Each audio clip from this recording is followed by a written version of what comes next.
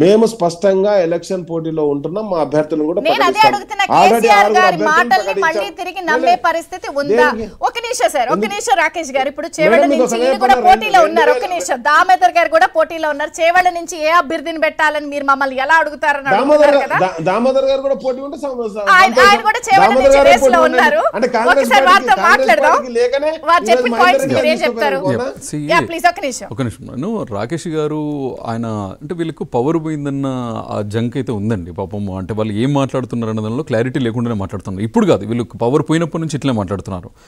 ఆయన అసలు బీఆర్ఎస్ పార్టీని జాతీయంగా చేస్తాను, నేను కేంద్ర మెడల్ వంచుతా, అసలు మొత్తం ఈసారి గవర్నమెంట్కి వచ్చేది మేమే అని చెప్పింది ఎవరండి? మేమన్నామా? మేము కేసీఆర్తో అన్నామా? కేసీఆర్ గారు స్వయాన 600 కార్లతో మహారాష్ట్ర పోయి చెప్పింది ఆయన, ఇక్కడ మేము చెప్పలేదు. ఇవాళ నిన్న కూడా మహారాష్ట్ర నుంచి లేఖలు రాసిండ్రు ఎవరు బీఆర్ఎస్ పార్టీ నాయకులు, అక్కడ నుంచి లేఖలు రాసి అసలు మనం ఎంపీలో పోటీ చేస్తున్నామా చేయట్లేదా అని రాశారు. ఇంకొక విషయానికి వస్తే ఇప్పుడు కాంగ్రెస్ పార్టీ దిక్కు లేదన్నారు కదా రాకేష్ గారు. మేము ఎంపీ అప్లికేషన్ పిలిస్తే 1100 ఎంపీ అప్లికేషన్ వచ్చినాయి. ఈవెన్ నేను కూడా దాని పార్టీ అప్లై చేసుకున్న చెవుల టికెట్కి 1100 మంది అప్లికేషన్స్ వస్తాయి. 17 నియోజకవర్గాలకు 1100 వస్తాయి.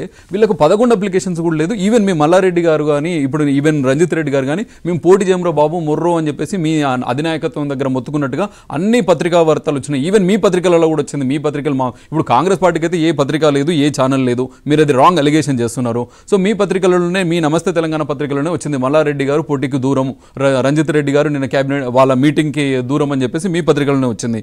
ఇంకా మీరు అసలు నిజంగా ప్రగతి పదంగా వెళ్ళింది నిజంగా మీరు అనుకున్న మాటలు మీరు ఏదైతే చెప్పినరో తెలంగాణ ప్రగతి పదంలో ఉంది, అద్భుతమైన అభివృద్ధిని సాధించిందంటే నిజంగా ఆ మాటలు నమ్మినట్టు అయితే మీకు 2023 డిసెంబర్లో జరిగిన ఎన్నికలలో మీ కేసీఆర్ గారు రాసుకోర సాంబా అన్నట్టుగా 105 సీట్లు రానుండే మేము ప్రతిపక్షంలో కూర్చుంటుండే. ఆయన అదేనండి వీళ్ళందరూ ఆ పోలికలు అట్లా అనిపించాను. ఇప్పుడు విజయచంద్ర గారు ఇప్పుడు 2001లో వాళ్ళు ఎవరు లేరు కాదండి. అంటే వీరు చేసిన అన్యాయాన్ని ప్రజలు గుర్తించారు. ఆయన చెప్పిండ్రు 2001లో ఎవరైతే నాయకులు ఉన్నారో ఇప్పుడు ఆ తర్వాత అధికారంలోకి వచ్చిన నాయకులు ఎవరున్నారో అప్పటి వాళ్ళు ఇప్పుడు లేరు అన్నారు. అంటే ఏంటిది? మీరు నిజంగా ఉద్యమ నాయకులకు ద్రోహం చేసి 2014 నుంచి 2024 వరకు మీరు ఇచ్చిన మంత్రి పదవులు కావచ్చు, మిగతా నామినేటెడ్ పదవులు కావచ్చు, పోస్టులు కావచ్చు, ఇంకేదైనా సరే మీరు పార్టీలో లేని ఉద్యమకారులకు గుర్తింపు లేకుండా మీరు ఇచ్చినారు. ఇవాళ మేము ఉద్యమకారులను గుర్తించడం, కోదండరామ్ గారికి ఎమ్మెల్సీ చేస్తున్నాం. ఇప్పుడు ఎవరినైనా